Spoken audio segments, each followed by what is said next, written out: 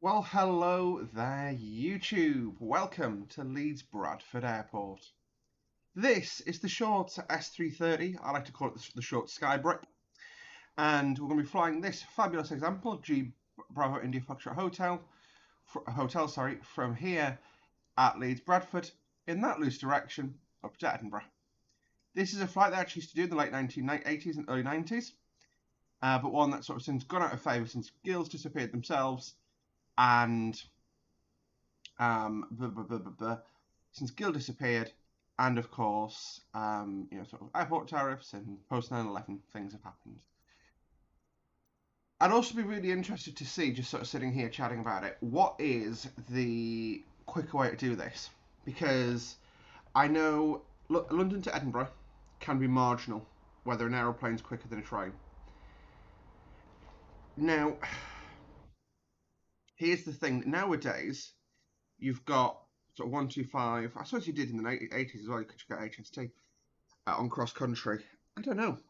I'm just trying to decide what would be the quickest way to do it. I'm going to do some figuring. I'm going to use 2021 train times and stuff. But yeah, we'll do some figuring when we're in the cruise. Now, because it's the 1980s, we also don't have access to GPS today. So what I've done is I'm using a website called SkyVector. I'm just going to make sure I've got nothing on there which I shouldn't show. In fact, let's just do that. And then do this. And then do this. Now, this is today's flight. So this is Leeds Bradford. Our first course is heading 359 for 70 miles to intercept the NEW try again. Basically the Newcastle VOR at 1114.25. And then we'd take a slight right slight left, sorry, on 342 for hand running up the coast to St Abbs Head, which is 112.50. And then from St Abbs, it's pretty much due west into Edinburgh, and we should drop in 40 or so miles later. So I'm going to try and basically use this, not just use up my notes. I've basically got some notes of courses to take and frequencies to use, and that's all I'm going to try and use to fly today. So it should be quite good fun. The only thing that I'm kind of paranoid about is if Newcastle is still a VOR and it's not just an NDB anymore. Bear with me, I'm going to double check that before we go any further. Look at a pretty aeroplane.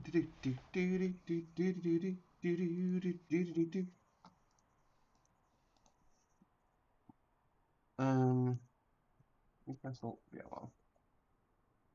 VOR DME. Yep, no, that's fine. Perfect. So that works. Amazing. Amazing. Amazing. Right.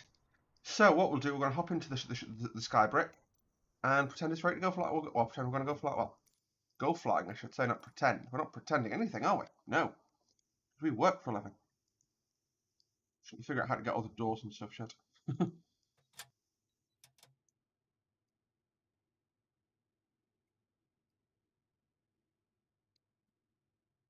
I should have read the manual, shouldn't I? Not just hop straight into the aircraft. Is this going to be another jump cut?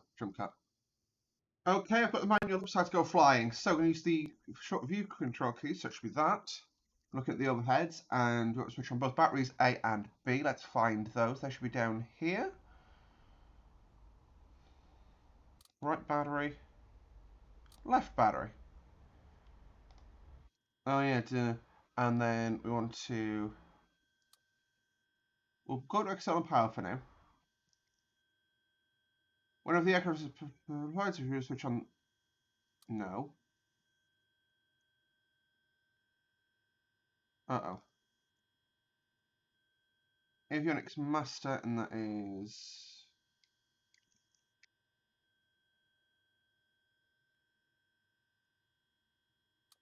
That breaker panel down there.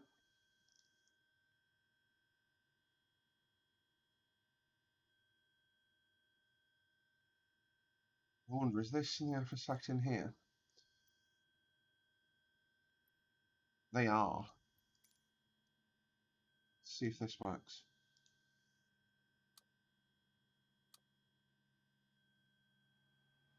There we go. It did. Am I clever?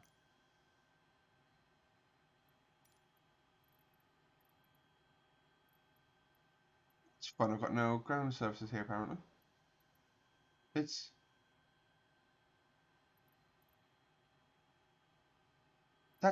what? What the? Okay. I'm just gonna do that. We're just just gonna get the aircraft ready. And we're gonna ignore the in-game ATC because that's gonna drive me. It's going to make me crazy. Go on at 122.9 just so that we're off comms. So.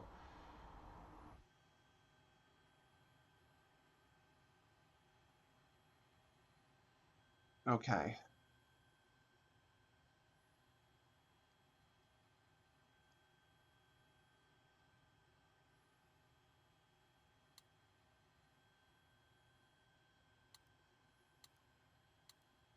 So all the doors are closing on the aircraft. Push your excess power levers. Do this by pushing the full power and then full idle. Oh, sorry, my bad. So full power and full idle. Oh, you shush.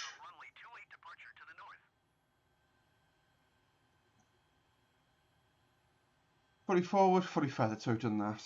Finally, fully forward back to the cut-off position. So okay, they're basically just making sure that we have full free and correct range on the flight controls.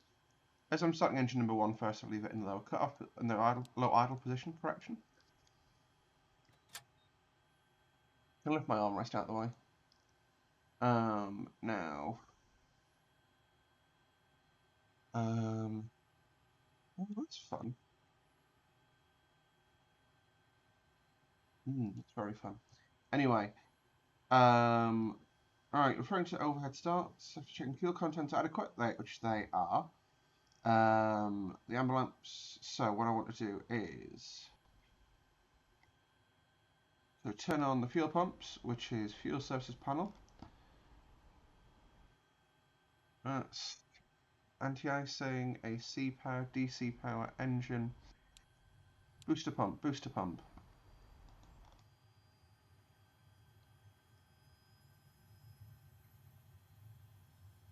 Am I starting to feel engine rotations or am I motioning things right now? No, I've got engine rotations. Amazing. There we go.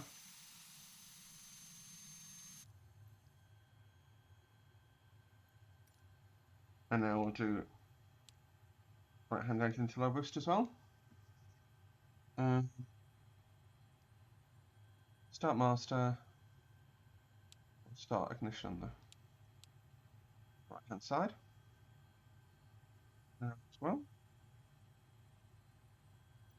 You've got a friend there, another colleague from Gill. And they're in the larger SD360, which we'll be flying in a different video. And then it looks like got the Sherpa in the background too. So I really should have the beacons on now that we're turning engines.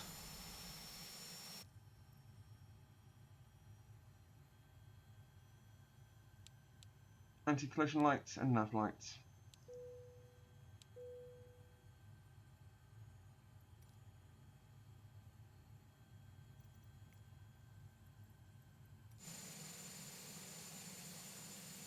There we go. So we're just sort of sitting here, waiting for our engines to stabilise, which they probably will have by now. So what I'm going to do is Shift P1.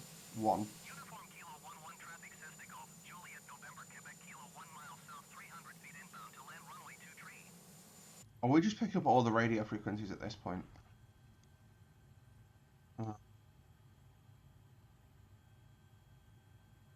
125.92, there we go, that should hopefully not have any comms. I'm also going to now set up our radio nav. This is just once taxi, before we taxi, I want to have that done. So we'll wait for him to tell us to release our parking brakes. I want to invis the yoke for now, just for funsies. And our initial heading is actually 359er, so I'm just going to go like that. And basically, we want to fly 359 on departure. Am I facing due north here, or am I hallucinating?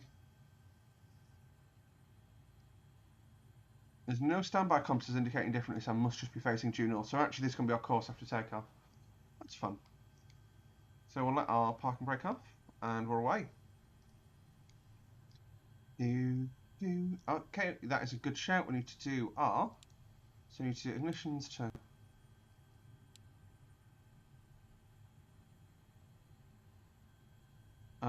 right. So generator on. Generator on. And then, what's that saying? Control locks. How do I release control locks?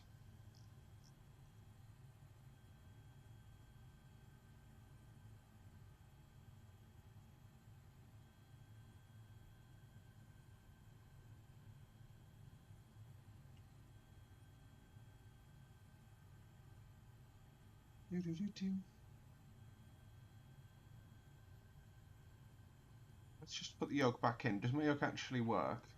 Does it orientate? Nope, it does not. Wonderful. Oh, let's stop the pushback just so that we're not going right onto the grass.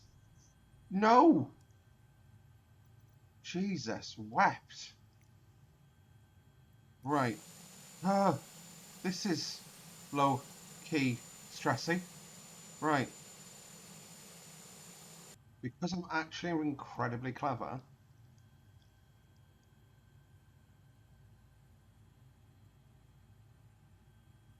Park brake is set, so I can just... No. That should be the first lock there. What? This do me confuse. Ground, and I want to move that.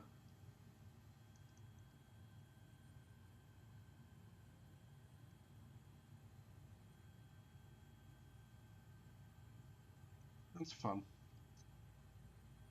Oh, would you look at that? Right. I definitely just taxied out here normally, and I'm not scared of taxiing an MSFS at bloody all.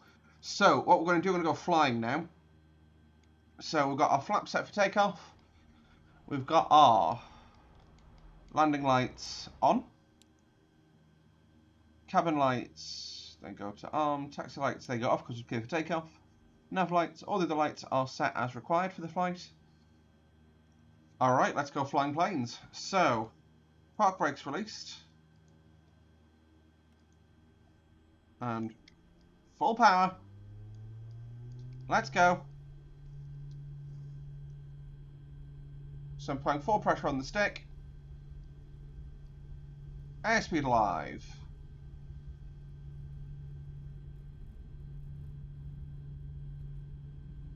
100 knots. I'll rotate at 110. This thing has some very legendary short field capabilities, as demonstrated. We could probably have got about maybe 100 feet there, chopped the power, and still landed back on at Leeds. So, and we're going to fly straight ahead just for now. That view straight over the nose, that does feel rather good. So I'm going to throttle back. We've got airspeed up, so I'm going to take flaps in.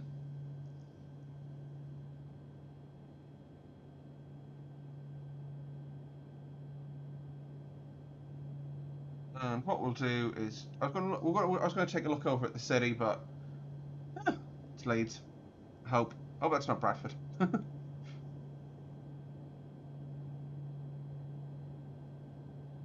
Like I say, we're not. Well, the GPS is fitted to this aircraft, but it wouldn't be period accurate for this aircraft to have one. So yeah, I'm going to aim for about 12. I'm going to go for 15,000 on this sorting.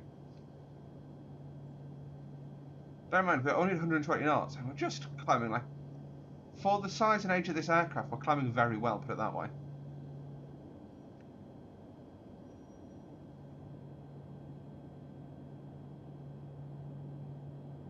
So you can just fly the aircraft like this in theory. That's the idea, is at least.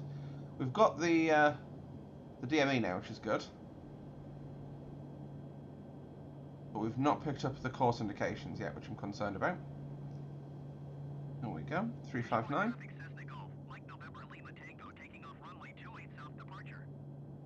Shut the fuck up.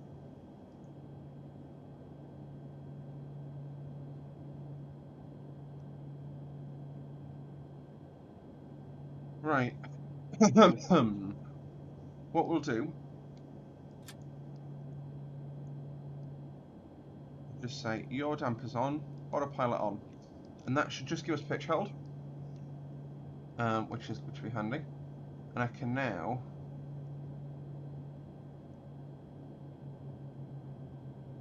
come on. There we go. And that just gives us basically a bit. It means we're not ragging the engines quite as much, because you can see. Where's my RPM indications? There you go. We're out of the red band on both sides. We're even on both sides. So both sides are giving us the same amount of power. I've just realised this has retractable landing gear. I'm not in the 330. Oops. Oh well. I was a bit late on the gear retraction. Yeah, the brakes are a bit hot from the taxi, so I just leave them out a bit longer to cool down. Wink, wink. As we depart over North Yorkshire.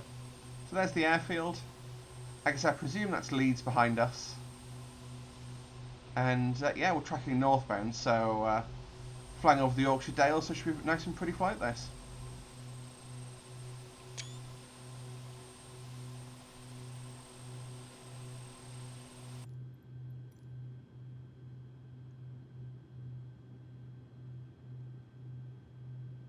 So we're now going to just set autopilot up, I think.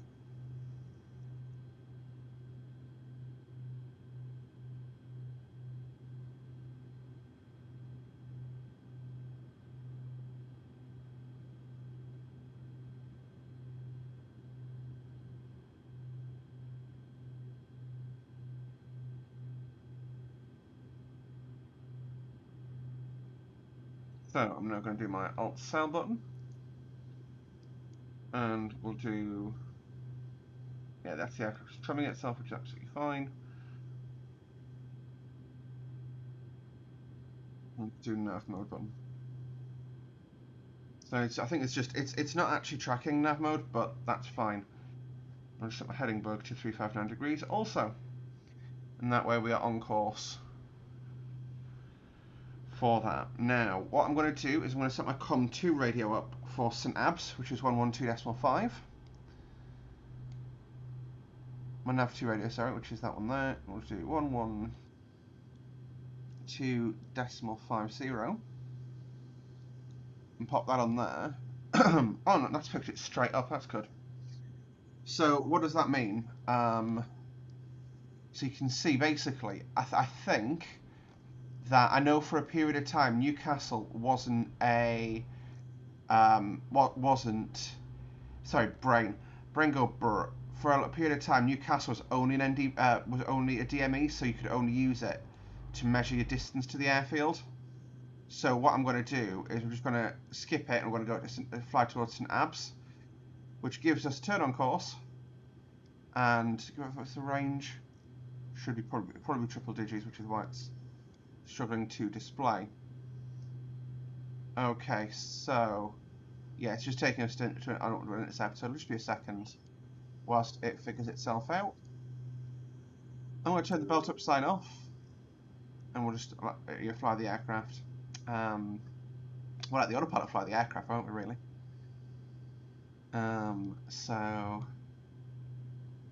yeah, we've got nav mode intercepted, which is perfect. So this is now tracking towards St Abbs, which is, like I say, VOR. So VOR is a something omnidirectional radio. So basically, it's a stop pressing that button, Emily. This aircraft doesn't have RAS. You can't play with RAS on this aircraft. It's basically the like radio beacon that we can listen to, and the aircraft can use it to figure out a direction and a range to go.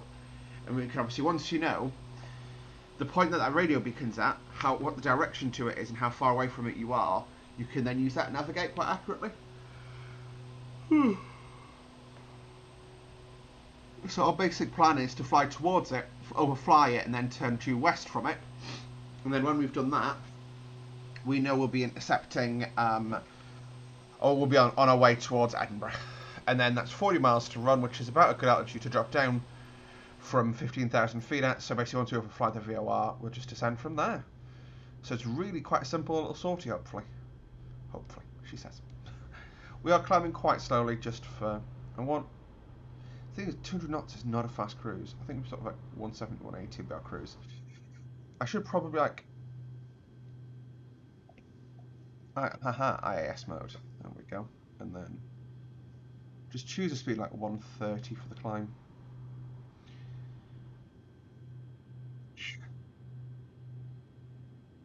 For some reason, it means the aircraft is more bold to climb, but there you go. I'm just going to picture for the speed it's at. Fair enough. That's still a safe way to climb though, because the aircraft won't climb if it feels like it can't, basically. What we'll do is go to 91% and 91.8. 15,000, check.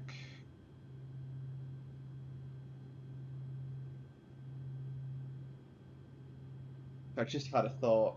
So one of the ladies I work with now quite a lot is ex-cabin crew. When she does a catering announcement on board, she's like, I was like, wow, that was the most airline thing I've ever heard. And she's like, did it take you then? It's like, yeah, all we need now is a bit of turbulence.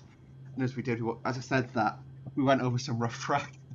And it was sort of like a little bit of bounciness. But yeah, sorry. It just made me happy. Made me laugh. You know what, being made to laugh is quite nice, isn't it, really? But what we're going to do, this is the end of part 1 of this flight. As you can see, we're now flying towards St. Abbs.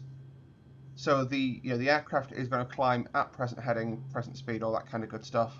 You can see I've increased, by increasing the revs, that we go close at the red band, which rags the engines a little bit more, and means we use a bit more fuel, but it means we climb a bit faster, and we'll actually get up to our cruising level today.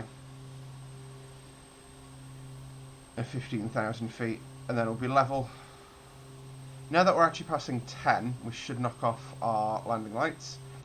I'm trying to basically backdate all the procedure here. Also, point of note, one of the things you are supposed to do is use your comms panel to basically listen to the radio frequency, to the radio. So, where's my radio panel on this thing? It's over here. So what I would do is I would want to listen to nav2. So do this. And then you should hear like a beep, beep, beep, beep, beep, beep, beep. I think I can just about hear it in the background. I'm not too sure though, if I'm honest. That's 1,000 to go. That's not the radio. But basically you'd hear like a Morse code frequency. And that would indicate that you were tracking the correct VOR. I've common sense that I am, so I don't need to do that, because effectively I know the direction I'm flying in, and that's the direction I'm flying in here, so that's accurate. And I'm not concerned, about other VORs or radios in the same area. I would much more be likely to use it for ILS, where I need a lot more precision than I do here. This is sort of, ballpark nav, really, isn't it? So. Alrighty, let's take ourselves back, like I say, to 75% and 75%, and then I'm basically just trying to stop the aircraft from overspeeding itself and tear its wings off. And like I say, we are flaps up, confirmed. Everything else is set and checked. So we're now in the cruise. Oh yeah, in the cruise. And we're now, like I say, flying the correct course, which we know, and that's it. So yeah, thank you guys for watching today's video. Come back for part 2, which will probably be in the not too distant future, as I'm starting to fly the Northumberland coast and I know where I am and I can talk about things again. But thanks for watching, guys. See you next time. Bye bye.